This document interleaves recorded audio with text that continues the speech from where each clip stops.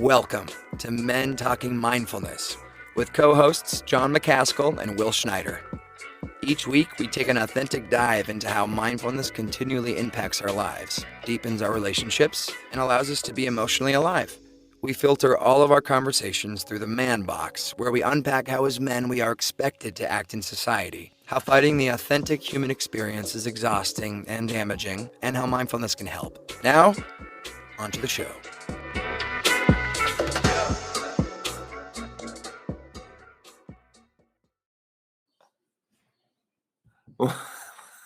All right, what's up? How are you?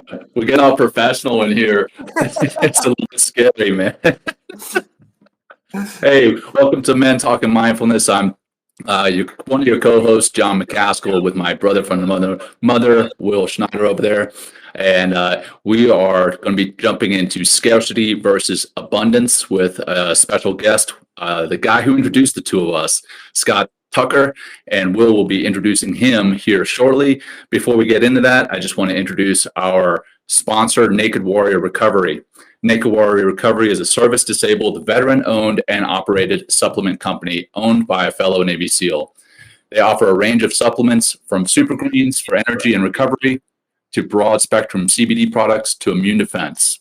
And we'll share their website in the comments. And let's try this out here in the captions. We're getting all fancy here. Hopefully we're not screwing things up. Will, good to see you, brother. How are you? It's so good to be here, John. I'm so excited to have Scott on. It's been a great week. It's good to be back on the show. Should I just anything, John, before we begin and jump in? Should I just introduce Scott?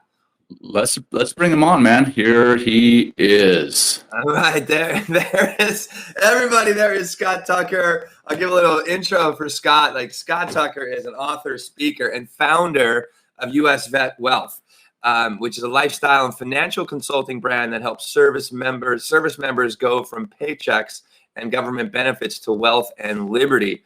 Scott likes to say, I help the 1% who serve our country become the 1% who influence it. I love that, Scott. West Point grad, serial world traveler, military financial expert, and entrepreneur. Scott brings valuable experience and insight to those who have sacrificed so much in service of our country. He's an author of several books, like I've already said. Personally, Scott Tucker is a great friend of mine, one of the funniest and most engaging people I've ever met. He has helped me understand and come to know the power of LinkedIn and leveraging my connections to create success. We are so happy to have you here today, Scott, to help my Men Talking Mindfulness community understand the mindsets of scarcity and abundance and what we can do to shift. So welcome, Scott. We're so glad you're here. Thanks for coming. Oh, you're on mic. You're on mute there, brother. All good. Sorry, I was muted, so I didn't do anything in the background there. But really excited to be here, guys. Obviously, just love that you two have connected and are doing this. I mean, ever since Will and I first met, I was like, I need to see this in the veteran community. And then I met John. I was like, oh, there's a Navy SEAL doing it. Holy cow. So, because I've been on some, I've gone down my weird journeys of trying to figure out what's going on up here. And so just happy to share some experiences. Love the idea of talking about scarcity versus abundance. I think it's just something that's hard to wrap our head around. What took me years and years myself. But thanks again, guys. Love being here. Yeah. Why don't Love having you here, man. Yeah, same. Let's do, John, you want to lead our grounding practice today? John, and Scott, join us as well for this, everyone out there. So John, please take us away. Yeah, man, I'll do it. And I need it because, again, I'm amped up. I always get amped up right before the show, but I'm especially amped up as we're playing with new tech and we don't want to screw it up. And we're hoping this is streaming. I see some comments coming in from Lindsay, so I'm assuming it's streaming. Yeah, so anyhow, hey, yeah. So yeah, if you're watching or tuning in later on audio, go ahead, find a comfortable position. I like to plant my feet firmly on the ground, and then I place my hands on my lap. I do palm up. That invites a feeling of vulnerability, which taps into that parasympathetic nervous system. And then if you feel comfortable doing so, go ahead and close your eyes. or just soften your gaze. And let's start with a couple of deep breaths. Begin by breathing out all your air, bringing your navel to your spine. Breathe deep into your belly through your nose, into your chest. Hold that and let it go. Nice and slow, nice and slow. Bringing your navel to your spine. Hold that. Breathe into your belly through your nose, noticing the air passing your nostrils. Chest. Hold. And relax. Breathing out, noticing your belly contracting, your chest contracting, and the air passing out through your mouth. Hold that. Breathe in through your nose, down in your belly. Hold at the top. And relax, releasing that air, letting it go nice and slow. And with that, letting go all your tensions, all your worries, and bring your focus into the here and now. Hold it at the bottom, into your belly through your nose, chest. Hold it at the top. And let it go, relaxing again, letting go of the air, your breath, and all your worries, tensions, anxieties, and bringing your focus to the here and now. Now just breathe naturally, continuing to focus on the sensation of breathing, the expansion and contraction of your belly and chest, the physical sensation of the air passing into your nostrils as you breathe in, passing out past your mouth as you breathe out.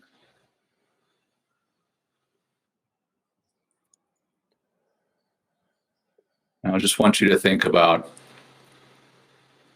abundance as we go into the show on scarcity versus abundance. Think about what you have in your life, not what you don't have, but what you do have. What you have to protect you, what you have that provides for your needs. Just bring that feeling of abundance into the show as we wrap up this grounding practice. We'll wrap up with one more deep cleansing breath, breathing in through the nose, down in your belly. Hold that at the top and relax, letting it go nice and slow. And when you're ready, go ahead and bring some movement back in your body. And if you had your eyes closed, open your eyes up. If your eyes weren't closed, just refocus. And here we are, gents. Thank you for letting me lead that. I appreciate it. Wow. Thank you, John, for that. Yeah, I feel better already. Just like, Me too, dude. Me too. You know, we're using, just so everyone knows, we're using a software called Restream. We're able to actually live stream on LinkedIn, 2 different Facebooks, and something else, and YouTube. So YouTube, we're more and more places. I see Pakistan is in the house. Mike, we have someone from Pakistan, John. How about that? Look at that, man. Crazy. Right on. And New Jersey as well. And here we go. Bill is saying great stuff, John. So the comments are great. So nice. The comments are working great. They are, right? So how about I jump in, John? Do our, kind of set the baseline with some definitions. Let's do it. That's okay with you. And we haven't really, we use the word mindset a lot, but we really haven't gave a simple definition of it. So I want to mindset. The definition of mindset is the established set of attitudes held by somebody. That's what mindset is. The established. Think of the words here. Established set of attitudes held by somebody. Okay. And I think it's important to talk about how powerful mindset is to us. And here's a study done on middle-aged adults completed by research at Yale and Miami, universities, revealed that those with positive beliefs around aging lived 7.5 years longer than those with less positive self-perspectives on aging. So basically your mindset can prolong your life. I mean, think about that. Like just by thinking, right, in a positive way about aging, you can live 7.5 years longer. That's how important mindset is, right? So, mindset is establishing a set of attitudes. And let's talk about scarcity and how it's defined. It's the state of being scarce or in short supply. Shortage. Some synonyms are shortage, dearth, lack, insufficiency. Abundance definition: an extremely plentiful or over sufficient quantity or supply. A couple more definitions. Another definition is overflowing fullness. Another one is affluence or wealth, right, Scott? And the synonyms would be copiousness and plentifulness. So that's like some of our baseline when we talk about abundance and scarcity and mindset. So the actually abundant mindset was actually first coined by Stephen Covey, who would love having the show. Anyone else know Stephen Covey out there? We'll bring him on the show in his book, The 7 Habits of Highly Effective People. And we'll add that actually to our resource page too. So where should we begin? Yeah. Scott, you want to jump on that, or John, or how's this working? Hey, let's let our guest jump in, man. Scott, over to you, brother. What are your thoughts? I mean, I think the idea of definition, I'm glad you led with that, because I don't know if you guys even know this, but I went to West Point, sure, but I was a language major. Sorry, bro.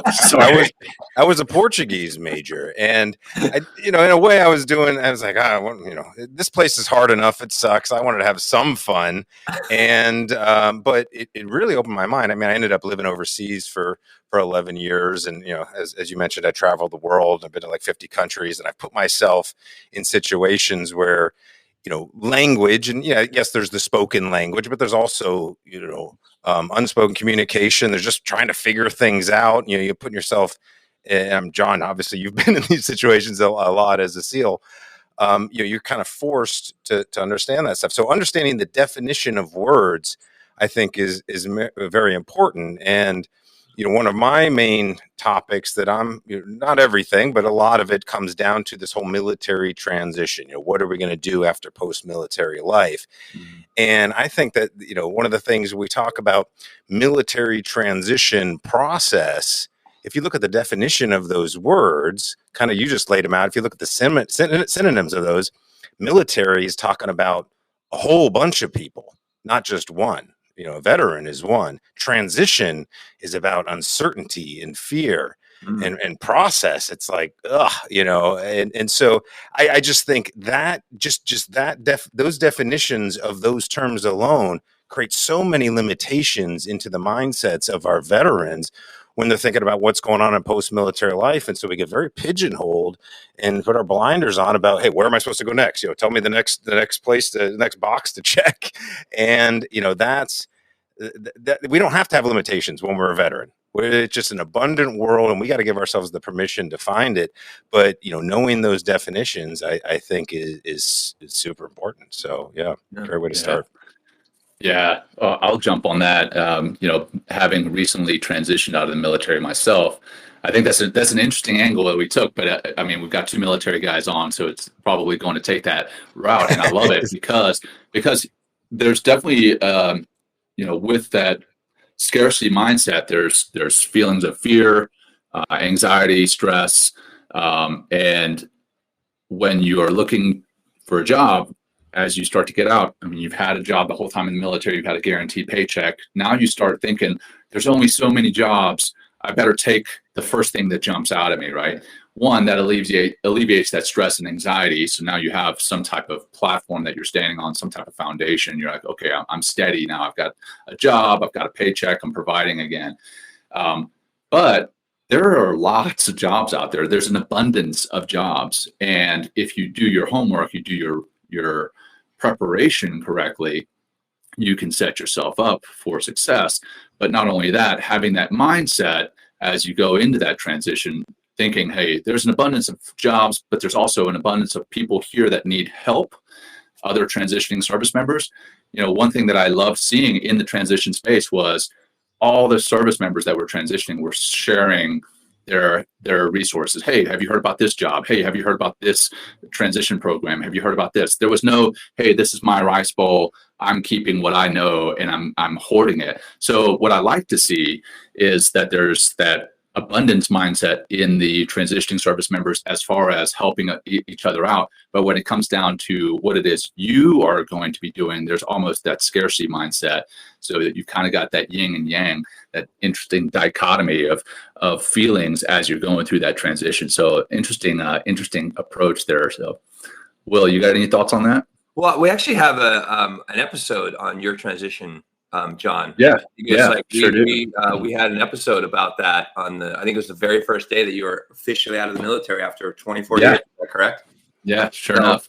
And that was our first actual podcast. Like we did, the IG live a couple of times, and then we actually transitioned to a podcast. I think that was our first one. Yeah, was mindfulness in the transition space. So, yeah, man.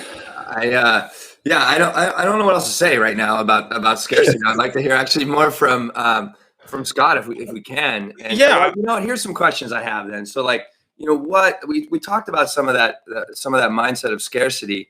What, like, you work with a lot of veterans, Scott. Like, what are the things, or how do you begin to help them become aware of that mindset and how limiting it is, and then help them to transition into not just out of the military, but into like a more abundant and wealth and affluent mindset? You start with this question. Everybody should start with this question. It's called the Dan Sullivan question. If you've never looked up Dan Sullivan or heard about him, he's the business coach for the multimillionaire gurus. He holds these seminars and stuff, and he says, ask this question, ask it of yourself, but ask it of people you're serving as well.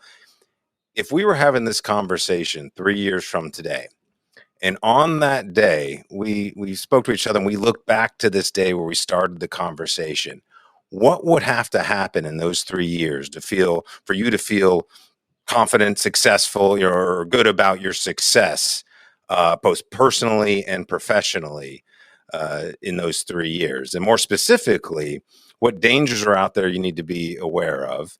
What opportunities are there that you can capitalize on? And then what are your strengths that you can really build upon? And I love that so much for a number of reasons. You can actually break it down. He actually does in the book about this. He has a whole book about this one question. And the idea is, one, it's that 3 year. And it could be 5 years, it could be 1 year, whatever. But I like the 3 years because I think in the especially in the military, again, I know we're going to hit on military transition a lot, but this really goes for anybody at any point in their life. How many times have people gone through a life transition? But it's not going to happen overnight. I think many veterans are thinking, it's my next duty station. Yeah, give me 6 to 18 months and I'll figure out my new job.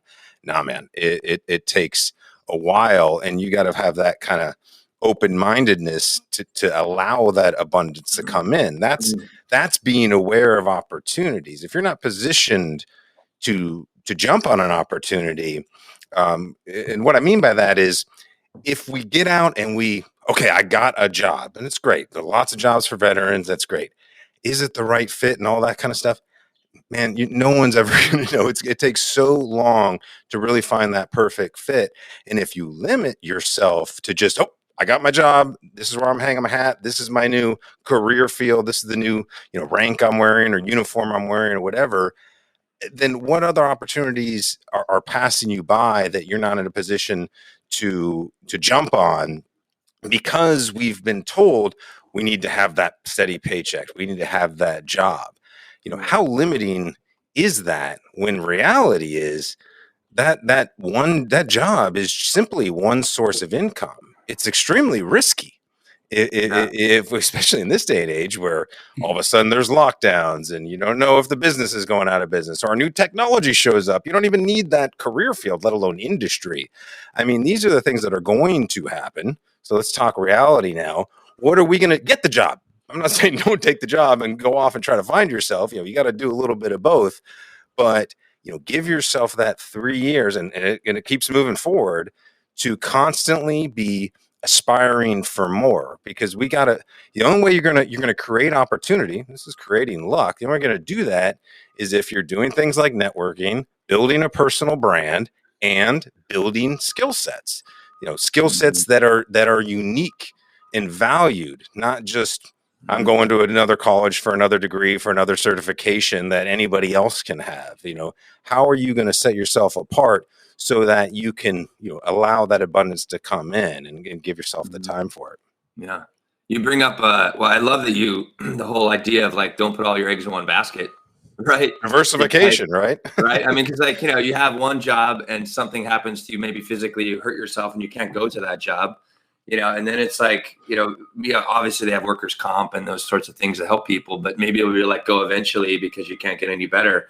And then what happens? Your unemployment, you're probably even feeling worse about yourself and, and continually exacerbating that scarcity mindset.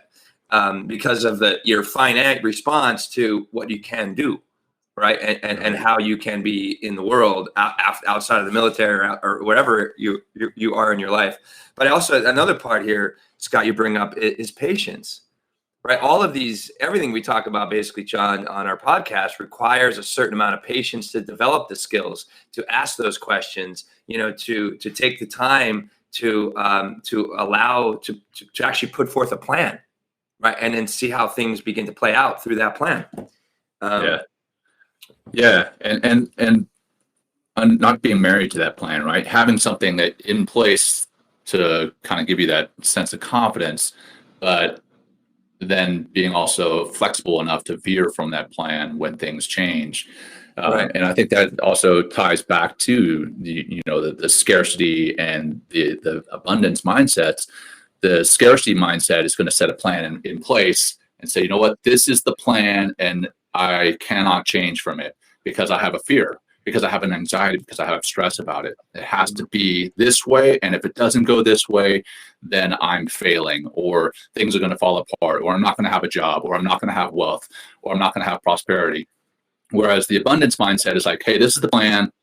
Okay, this little part of the plan changed. Where's the contingency? And this is straight up the military talk that we have, right? Contingency planning, figuring out what your branches and sequels are, and then coming off your plan. But being able to do that, I think, takes an abundance mindset. So having a plan in place and then being able to veer from it and adjust, that takes the abundance mindset, and that's the difference in the two.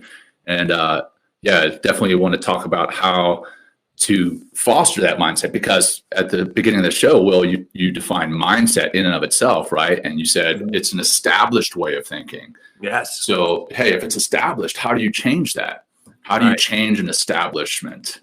And then once it is changed, how do you grow it and foster it? So I'd love to get you guys' thoughts on that. Yeah. Well, I mean, if you don't mind, I'd like to tell a quick story. That kind of reminded me of a story, like setting up that plan, set up the contingency plan. Like if you bring the equipment, you train the soldiers, and you put the plan in place, or you have the opportunity. If you don't put the plan in place, what's the point of having all the resources, right, to do what you want? Because I think the ultimate fear is the fear of mediocrity. That you wake up one day, many years later, going like, "Why didn't I do that thing?" And so this reminded me of a story. I write about it in more detail in my book, but I talk about what I had a client. She was a former Air Force officer working for a government contractor, making good money, and she was only 38 years old and living overseas, and had this just really happy-go-lucky mentality, just really wanted to help people. But she was working for one of the kind of ruthless contractors. Their project management, everybody else was a dude, and it was really rough environment for her. But she would spend all of her free time going and traveling to like Africa to work with charities. And now personally, financially, she had actually saved like $750,000 in her retirement accounts, which as a 38-year-old, is unheard of. Like I've seen colonels coming out of the military flat broke, right? So she'd done well. She was frugal. She didn't spend her money. She liked to travel. She knew what she wanted to do, had a good job. And then one day she came to me, she said, "Scott, can I use like $20,000 and quit my job for a year and go travel and go work with some organizations and stuff?" And this is around my time where I was kind of really changing what my mindset was around what wealth was really about. And I was like, yes, this is the perfect example. Yes, quit your job, use your money, Go do it. Go do the thing you want. And then she fired me because she thought I was giving her bad retirement planning advice, which I was. If that was the only goal, because technically that her money was in retirement accounts. And if you use it before a certain age and wrong reasons and all that, it's a mess. Our system is a mess. It puts everybody down the same thing. And it's just all limitations.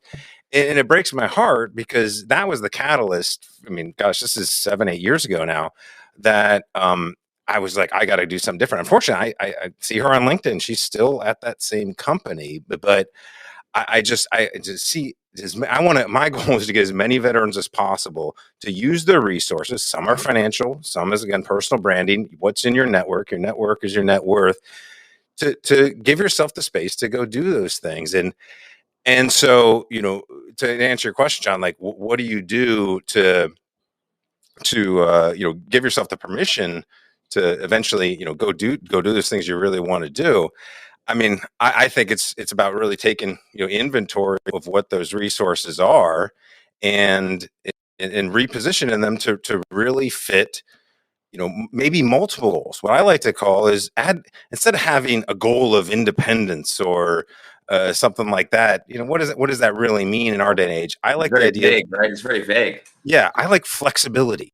There you go. Like, position yourself for flexibility, so you're not just, screwed if something goes wrong, or you end up kind of where I fear she might be, or someone like her, just many years down the road wondering, why didn't I just do that? And so that was a big deal for me. That's where I kind of went all in. I was just like, I saved money. I have these resources. I have a network. I just dumped it all. I didn't care about anything beyond my 3 to 5 year goal. And I repositioned everything. And so that, some people consider that really risky and stuff. And I just thought, I don't know, I did what filled my heart up. Like, I'm not worried about age 65 or 70 right now. It's not my priority. It's not even on the top 10 of my list of priorities. Why is that where I would save all my money? Right. So, and as a financial advisor, planner, whatever the heck that stuff means, I just like, this makes no sense. This is what 99.9% of the industry is telling not just veterans, but all of Americans to do. And I just found it morally wrong. Yeah. Yeah. Well, it's also very, John, you mentioned earlier what you're saying, talking about her Scott, there's like a rigidity to it instead of that flexibility. It's very, and if your goal is to start living life after 65 and your best, youthful, most probably productive and fun years of your life, when you're like 25 to 65, what do you just to live when you're 65 and all of a sudden at 65, your life's going to change, like, I mean, yeah. I have people in my family that, they're in their 40s and 50s and they're talking about their retirement in like 15 or 20 years. I'm like, well, what are you going to do between now and then? And then how is anything going to change when you do retire? I mean, we're talking about mindset and abundance and scarcity. If you're living for retirement in the mindset of like, 65 is when life begins. It's like, what are you missing in between? And then how is anything going to be any different when you do reach retirement? If you don't have that flexibility and for all of these years of your working life, I mean, think about that concept and that mindset, right?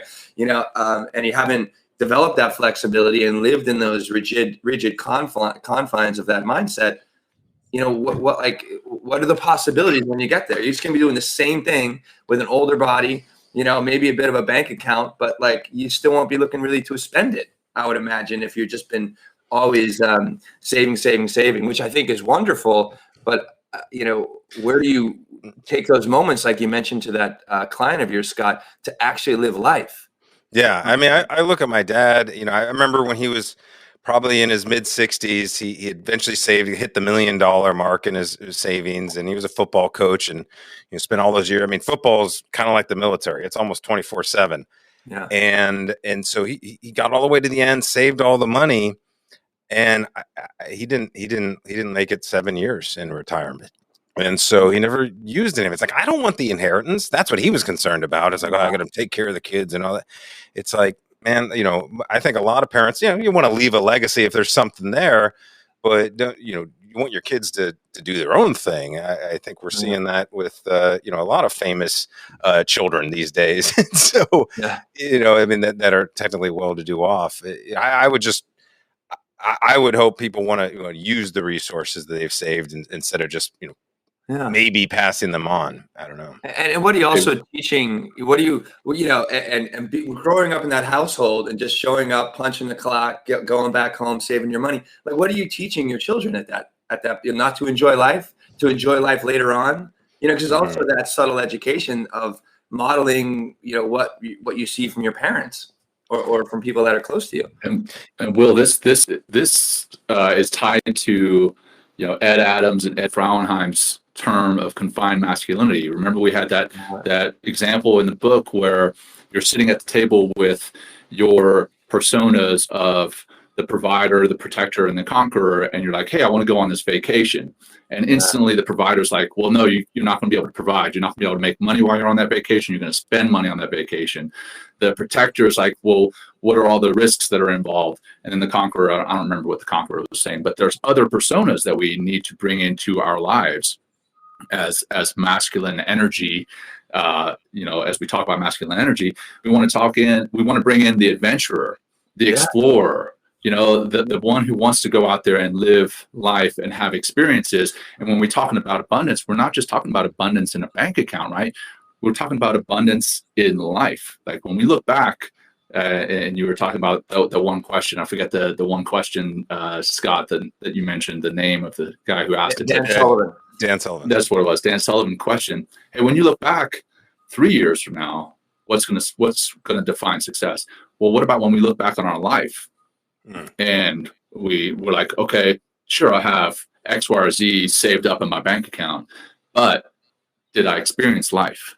And that's what we always talk about in this show is life is about experience. And if all you're doing is working to provide and protect, you're missing out on so much. And so I think that's also a feeling or a mindset of scarcity, is that you're wrapped up in the money, and that's where your mindset of scarcity is, and not exploring the other aspects of your life and kind of untying those chains, breaking those chains, and getting out and fully experiencing this thing called life. Yeah, I mean, when most of my military career, I ended up being a staff officer. I mean, I was only active duty for 6.5 years, but that's very forgettable. I was in cubicles in secure facilities for the majority of the time when I wasn't a platoon leader, and then again, post military, I was in offices, and yeah, I kind of remember how it went over those years. But I'll tell you what I do remember: running with the bulls, motorcycling across Vietnam, doing yoga on a beach in Bermuda with a guy named Will Schneider. So I think I know that guy. Yeah, and I'm not saying everybody's got to travel per se, but something to experience. I mean, gosh, this is an amazing. Once you start going really deep into what the universe is and what consciousness is and all that kind of stuff, I mean, aren't you fascinated? Like, that's what I want to shake a lot of veterans. Like, don't you want to go figure out what all this is? And like, I just can't stop. And I guess some people think we're crazy or anything like that. But at the same time, I don't know. I just see the world differently and more abundantly. And my anxiety, my worry about everything, it's like, I don't know. I'll figure it out. We're all gonna die one day. What's the big deal? Yeah. Right. Die traveling, or something, you don't know when it's going to happen. But I mean, just think, Scott, you've said you've been to 50 different countries or more or something like that. Like, just think about the abundance of countries you've been to, and then therefore the abundance of experiences that you've had, and how that alone, right, by being in different, because when I've traveled not to so many, I think I've only been like 32 countries or something like that. But I love going to different countries and going to the local market and just seeing how people exist, and just like and imbuing and absorbing different cultures, and it's helped me understand and be super grateful for what I have here in the United States, because we are so lucky compared to some of these other developing countries out there. Like the fact that we just have running water is a really big deal. Yeah. And but it's helped me like continually access more of this abundance, and it helps me to become more flexible as well. I get out of the confines of a doing the same things all the time, and going about my New York life, which can have a lot of abundance in as well, because it's such an international and such a prolific city in so many different ways. But it's by having those experiences, I begin to see life in a more experiential way as well. Like I don't have to like travel to another country. I can just go to another place upstate or somewhere else, just to give myself, I think what we're also talking about here is the variety of experience, which is going to create that flexibility, which is going to soften the mind, which we say so often, like, how do we soften and get deeper in, away from the rigidity of the sympathetic nervous system and that fight or flight, and seeing life as a threat, and then moving into this flexibility, abundance, gratitude, appreciation, love, compassion for others, empathy, all those things that we've continually talked about in the show are coming up right here in this conversation. So I just wanted to put that out there. But and that, continuing to do that, we've talked about, as we continue to do things in the past, we develop these neural pathways. Continuing to do what you will are talking about, what you're talking about, Scott, and some of the things that I've thrown out there, that develops those new neural pathways and changes that mindset, so that now you don't have that mindset of scarcity, that fear, that stress and anxiety, but you have the start of a mindset of abundance. And as you continue to do that, that develops more and more. And with that, sure, it invites abundance into your life, but it also provides you that sense of peace. You're not worrying about, that piece of your pie. Hey, if I don't get that piece of my pie, then I'm going to miss out. Life is not a zero-sum game, right? It is, and we've used this term before, a rising tide floats all boats. That's what we got to live like, and not just, hey, what we do helps others, but what we do helps ourselves too. And the way we think helps us. The way we live helps us. So yeah, definitely a way of thinking can change the way you live.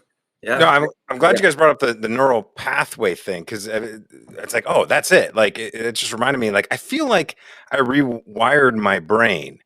And the one thing that comes to mind is that, notice in that question, the three things, look out for dangers, be ready for opportunities, focus on your strengths. What's the one that doesn't come up that you always hear about in a SWOT analysis? Weakness. Strength, weakness. Yeah. Who cares about your weaknesses? Go find somebody else who's good at what you're not good at. And so that's when I rewired my brain. Is I just like all these things. Oh, I'm not good at that. I can never have. I remember I hired a life coach once, and he was like, "How much money do you want to make this year? We'll go through it." And I was like, "I don't know, $100,000." Like, what? I didn't care. That money wasn't a motivating factor for me, and I just had this, that again, limiting mindset, because I just had this thing. I was like, weakness. Oh, I can't do that. I can't. I remember. Heck, when I started my first website, my my web designer was like, "All right, when you start blogging." And I was like, blogging? I don't want to blog. I don't have anything to say. And I thought that was a weakness of mine.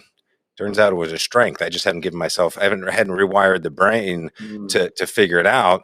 Now I've actually written 4 books and all sorts of stuff. Dude. Like, I thought I couldn't write one blog post, 6 years ago. Wow. And so, that's it was definitely rewiring. I love the way you guys put that.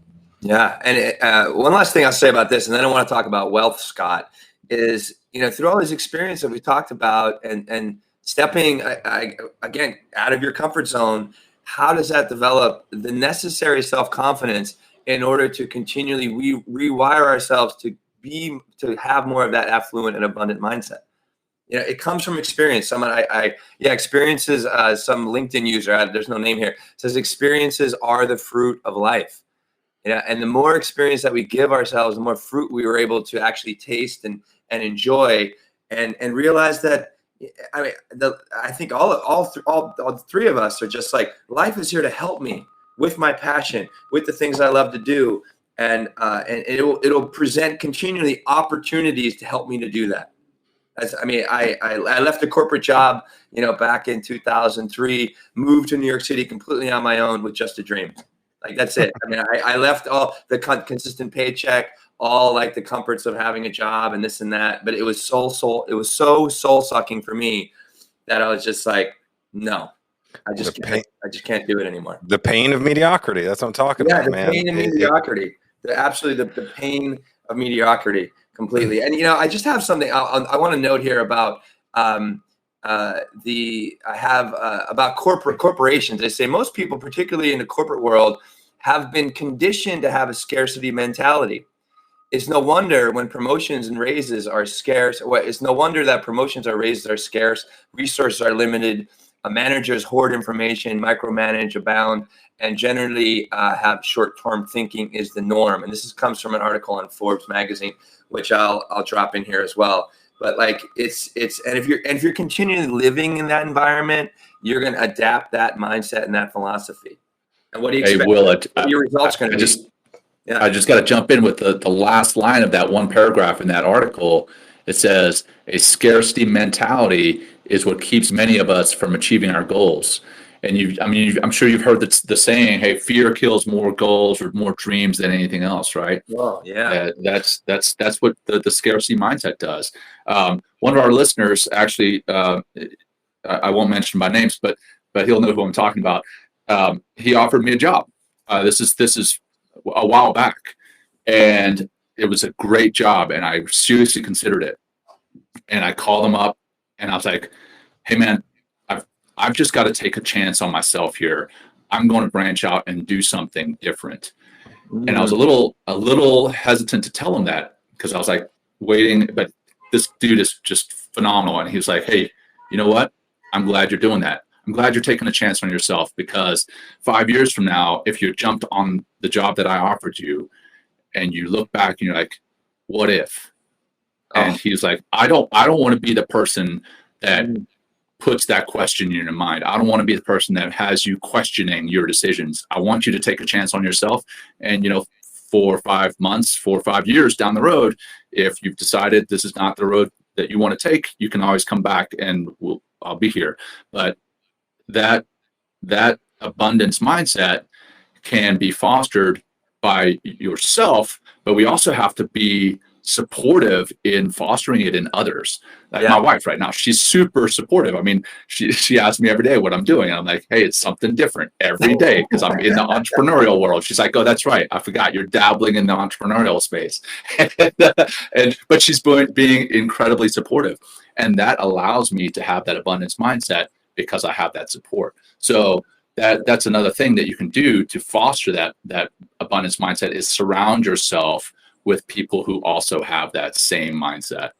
I just wanted to say that and real quick, and also give a shout out to the guy who knows who I'm talking about. He'll hear it. The guy who knows that. Well, I mean, actually, that's a great example because think about it. Like if you're in a corporate environment or an employee-employer environment, I mean, of course, your boss or whoever's above you doesn't want you thinking abundantly, because then you either take their job or leave, and then that makes their job harder. So they want to keep you in a limited mindset. No, this is your job. Stick to your lane. How often we hear that in the military? Stick to your lane. It's like, says who? Once you're not, if you don't have to answer to somebody else. And well, you mentioned talking about wealth, and I think this is a great way to get into it. Yeah, please. Naval Ravikant is someone to definitely follow, and he posted to Twitter the other day where he said something along the lines of, you can be making as much money as you want, but if somebody else is telling you how to dress, somebody else is telling you where to be when, somebody else is telling you what you can do with your time, you are not free. You are not wealthy. And it's just like, again, not that it's not bad to use those things as a jumping stone. Use those things to get experience, resources, network, sure, but understand that nobody's, obviously you hear about people having great bosses and training them up and that kind of stuff, but for the most part, most people want to keep everything status quo just to keep things easy so they can, figure out where to plug in their umbilical cord and not have to make decisions for themselves. And so don't surround yourself by those people. Like if you got people and you're like, I had a friend who Air Force Academy grad, went and got an MBA, did all the things. And frankly, in the 10 years he's been out of the military, he's been mostly unemployed. And he he'd message me every once in a while. Hey Scott, like I'm in a rut, like I need some help, and I'm over here in entrepreneur world, and I'm saying get on LinkedIn, do this, do that, and he wrote back to me one day. He's like, well, kind of read your book. It looks like snake oil sales, and I was like, oh, we're not friends anymore, and that's okay. It just ain't going to be a thing there. I mean, why? Just because we partied and went to Beer Fest in Germany 15 years ago, do I still have to, spend my time if it's not going to be when I can hang around Will and Jon and we can lift each other up? And we can use things like LinkedIn to find those others like us that want to get in on the game. Wherever you're at in this process, if you want to, everybody's got to start somewhere. Figuring out what all this stuff means. I'm almost afraid of the word entrepreneurship because that seems like a whole nother scary thing. It's just about figuring out. I mean, we're in this crazy world of the internet age where you can basically, talk about abundance. Oh my God. There's literally money flying through the air. Yeah. In Wi-Fi. Through my PayPal, through my Venmo. It's just like, it's ridiculous. So true. Yeah. So true. Wow. Can you tell us more, Scott, if you will, about how you've developed a wealth and abundant mindset and how you help veterans in particular. I know, people are commenting here saying like, wealth is, or abundance is, and wealth is beyond financial.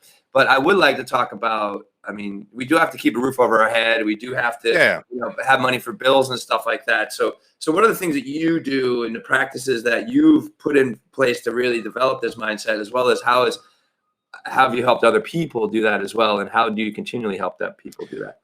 Well, let's put it this way. We've been talking about LinkedIn a lot. I think of all the financial tools out there, stocks, bonds, mutual funds, gold, Bitcoin. There's no better wealth creation tool ever invented than LinkedIn. The fact that you can just go in there and create whatever you want,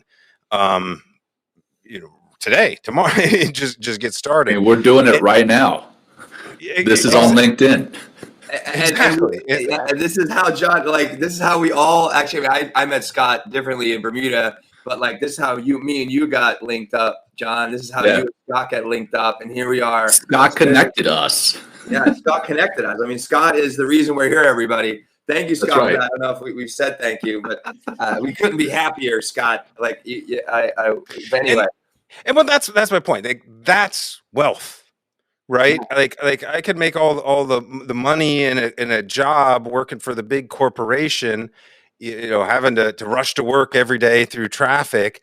Or, do you want to be the person who spent, 40 years, working for the man to eventually maybe one day retire? Or are you willing to spend, 4 years eating crap, trying to figure it out so you can eventually have your own thing. And so part of that time is, keep the roof over the head. Make sure you have financial resources. But those are the basics. We're in America. If your primary goal is, I want to buy a house one day, or I want to pay for my kids' college, or I want to retire early at age 59. It's like, those aren't goals. That's what everybody should be doing in the United States of America in the year 2021 and in the internet age. What we have the opportunity to do is to shorten that timeline to whatever you want it to be. Again, there's no rules. Some people figure something out and a month later they're raking in, enough money to have their financial freedom. Other times it takes, like me, taking me a decade to kind of figure out even where to start. And so I don't know. That's where I want people to think about, eventually positioning themselves to open up that space that was your job for another veteran, so they can take their step. That's kind of the goal there. We should all be kind of stepping out into independence, so that my goal is to get more veterans financially viable, so they aren't stuck in a cubicle, so they can be out and be a voice of leadership in our society, which I think kind of needs those. They need more Jon McCaskills out there doing this kind of stuff versus, yeah, trust me, there's 1,000 companies that would have wanted to hire Jon, up right away. But, I applaud you, brother. I didn't know that story till you just mentioned it, but thank Not many people do. goodness, thank Just the one guy, me. that happened. And I applaud your buddy for acknowledging you, taking that step and not wanting to be that guy. And it's just like, that's the mindset. We just got to keep putting that out there into the ether. And I think eventually more and more of us are going to start to, figure it out, and then, spread the word, pay it forward. Yeah. Well, I think wealth. You bring up a really great point here, Scott. Is in a scarcity mindset, you're literally only thinking of yourself. How am I going to survive, or my closest family members? Where we begin to go into that abundant mindset, and it's just the opportunities come from the network. It comes from the people that you surround yourself with.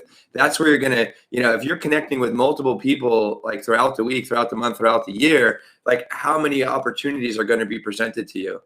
And if you're in this abundant, affluent mindset, and also, looking for those not looking for those opportunities, but, have the mindset that, and not being rigid, but like being able to see, have a vision of a great future, you're going to be able to, what do they say? Luck is when opportunity meets preparation. Yeah. Yep. And so it's just like but the more you put yourself in those positions to create opportunity, to create that luck and take those risks, which are so important here. But I also get a tremendous amount of courage because of my network.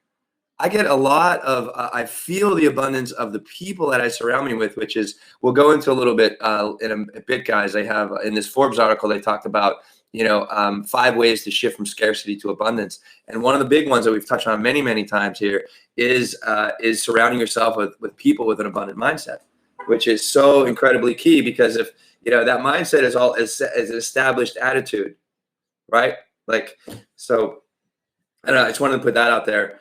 Because it really is. It's like wealth is in, not necessarily in the bank account, like, because you can point to it, but I feel so much wealth is in your network. So much wealth are on the people that you connect yourself with continually. Yeah. Yeah. Yeah. And, going back to last week's episode on gratitude, that's another aspect that can help you to shift from that scarcity to the mindset of abundance, is incorporating gratitude into your daily life. And we talked about the gratitude journal. We talked about just giving thanks for the small things and how that rewires your brain. And then focusing on what you have, focus on what you have and not what you don't have. That can also help to really develop that abundance mindset. So yeah. Episode 14. Yeah. Power of gratitude last week. That's right. Just last week. Well, so check it out on Apple Podcasts. Yeah, on Apple Podcasts. Yes, right. Rate and review the wealth out there. That's right. Go ahead. I'm going to put this back up. Yeah, exactly. I'm having a lot of fun with these captions, so forgive me if I put a whole bunch of them up. But hey, I think we're starting to come to the end of the show. Put up with a couple of last closing questions or comments, and then get into the grounding practice, and then we'll be done. Yeah.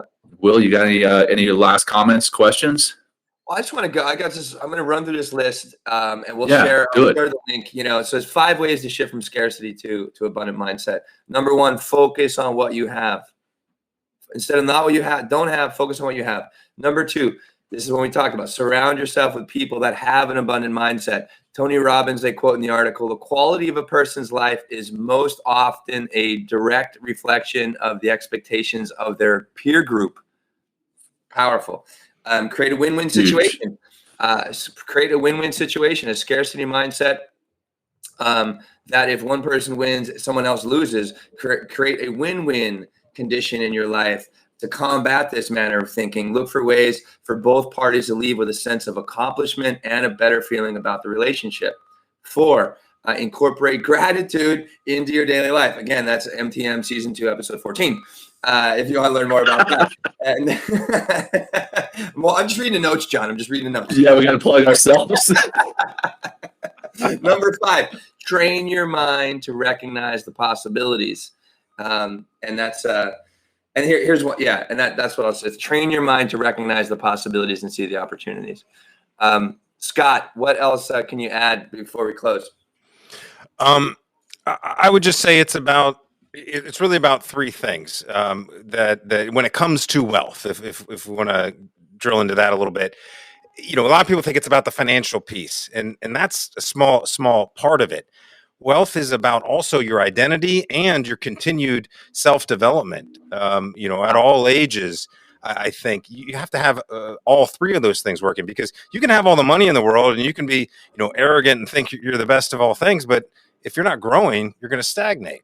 Or you can have a great identity and be growing a whole lot, but if you're not getting your finances in order, then what are you going to do with all that, knowledge and stuff? And then you can be growing and be good with the money, but if you're not really building a brand or a new identity, you're always going to be hanging your hat with somebody else, some corporation, some other label. And so, I think that's at least in our modern times, that's the path to figuring this life out and figuring out whatever it means, but maintaining that flexibility so you can keep shifting and moving around and make the most out of every minute that you're here on this earth.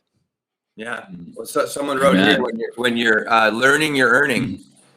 I love that. When you're learning, you're earning. So, yeah, there you go, John. Thank you. Picked up on that. That's a great quote. I was like, I should send this to John. That's a good one. So, yeah, I just figured out earlier that you could actually put the comments into those captions. Pretty neat. Yeah. Forgive us, people, as we figure all this stuff out. Thank you for your patience, guys. Yes. Yeah. Thank you for grace and gratitude, or grace rather, and patience. So, yeah. Hey, awesome. It's been great having you on, Scott. Let's wrap it up with a closing practice, and we'll close it. Oh yeah, I think that's me. Oh yeah, it's your turn, brother. That's me. Okay, awesome. We'll simply close. So let's find that seat again. Maybe ground your hands. If you need to feel more grounded, put your palms down. If you want to feel more of that receptivity and feel more of that support from the universe, bring your palms facing up. Long spine. If it's safe where you are to close your eyes, then close your eyes. And let's just start with a few breaths. Exhale out completely through the mouth, if you like, or through the nose. And then really hit the bottom. So pull the navel in, empty out completely so you feel like completely empty. And then fill with a big, giant inhale. And let's hold this breath here at the top for 5, 4, 3, 2. Exhale really slowly for 5. Good. 4. Let it go out through the mouth or through the nose, whatever feels good for you. Okay, let's do a couple more of those. Inhale for 5. Big breath. Hold 5.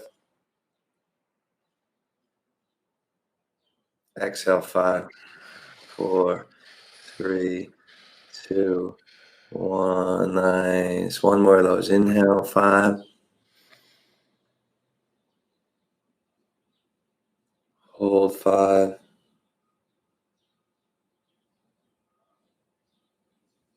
Exhale 5, 4. That's it. 3, 2, 1. Beautiful.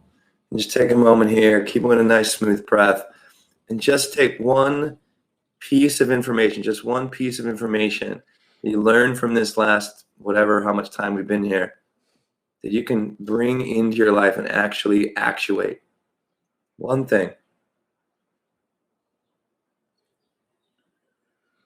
See it in your mind. Connect to the breath and allow it to fill that imagination and drop it down into the heart.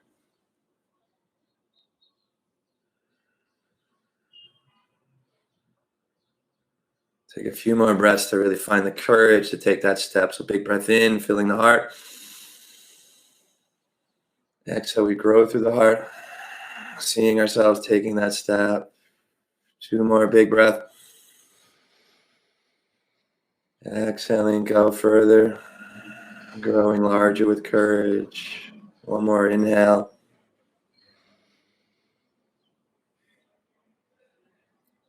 And exhale. Good. When you're ready,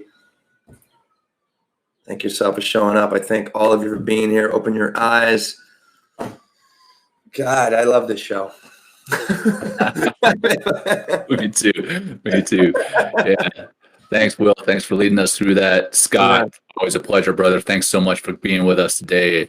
Sincerely appreciate it. It was a great show. Tons of insights. I'm going to have to come back and rewatch it and write down all the lessons that were shared in it. So thanks, gents.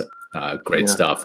And for our audience, next week we've got Rhonda McGee, lawyer, mindfulness expert, and racial tension and racial diversity. There you go. Racial justice, the inner work of racial justice through mindfulness. Thank you, man. I have the book on the other side of the table. So thank you, brother.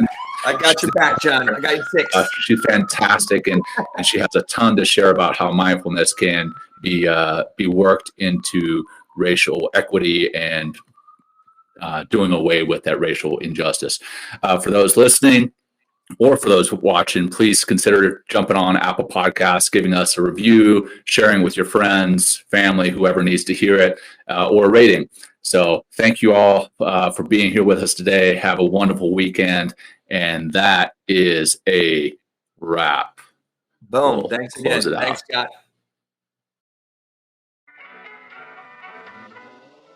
Thanks for joining Will and Jon on Men Talking Mindfulness. If you enjoyed the show, please like and share it with your friends and family, and please, we would appreciate a review too. Until next time, this has been Men Talking Mindfulness. Thanks for showing up.